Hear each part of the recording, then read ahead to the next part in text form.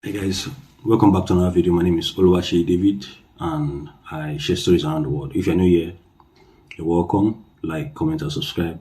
And let's get into the story for the day. Kemi Badenoch over the weekend came out and said she no longer identifies as a Nigerian. This was what I was telling my father the other day. It's like the way she's doing, the way she's saying things, like she doesn't want to be part of a Nigerian. When she said that her children cannot become a Nigerian, it got me thinking, like, this woman doesn't want to associate with Nigeria at all. And no one is forcing her, no one is begging her. She can go wherever she wants to go. But according to law, she is a Nigerian citizen, whether she likes it or not.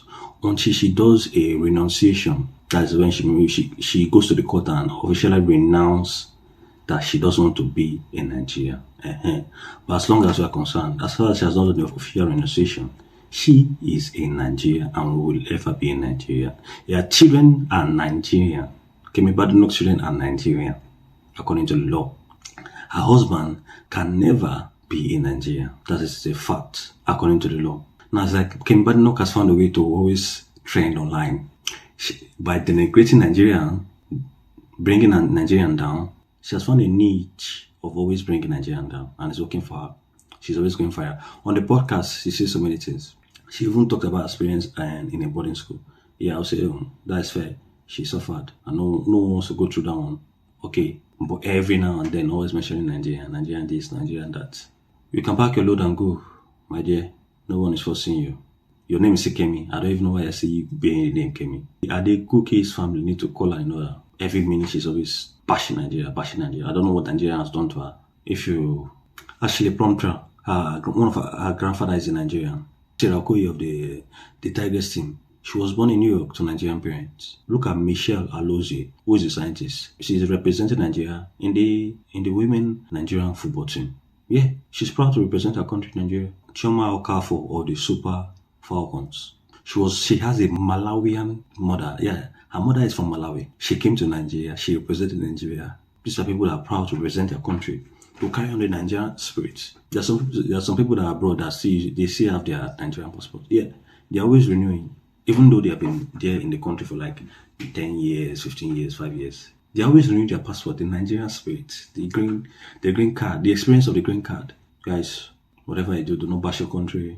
I'm proud to be Nigerian, always and forever.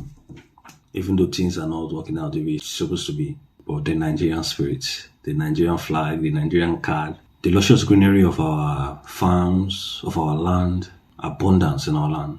Are you still Nigerian and British? You have passports for both countries? Or? I have not renewed my Nigerian passport. I think not since the early 2000s. It's just I don't identify with it anymore. Most of my life has been in the UK, and I just never felt a need to. So when I go there, when my dad died, I had to get a visa to go to Nigeria, which is all a big fandango.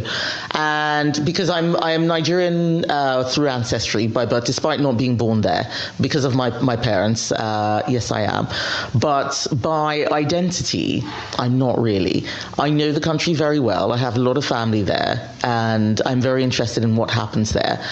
But home is where my now family is, and my now family is my children, it's my husband, my brother and his children, and in-laws, and the Conservative Party is very much part of my family. I went to the school that I spent most of my time in, which was a Church of England school called St. Saviour's in a place called Ebutemeta, which is a railway compound. And that's where primary school was. So I was moving around quite a bit. I went to a secondary school. It was called a federal government girls' school in a place called Shagamu.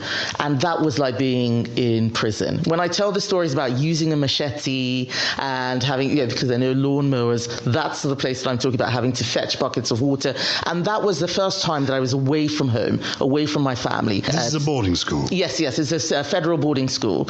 And it was you very... shared a dormitory with other girls? There were 300 of us in my dormitory, 20 to 30 in a room. And so the machete is for cutting the grass? Yes, cutting the grass. Explain why were you cutting the grass? Well, because who else is going to cut the grass? And it was like Lord of the Flies. The students were in control. We needed to look after the school grounds. So using a machete dirty, having to clean toilets with no running water. I'm not going to go into the description of that, but it is very, very, very grotty. And so that was when I talk about the hardship, it's often being in that school. Anyway, guys, if you enjoyed this video, like, comment, and subscribe, and I'll see you in the next one.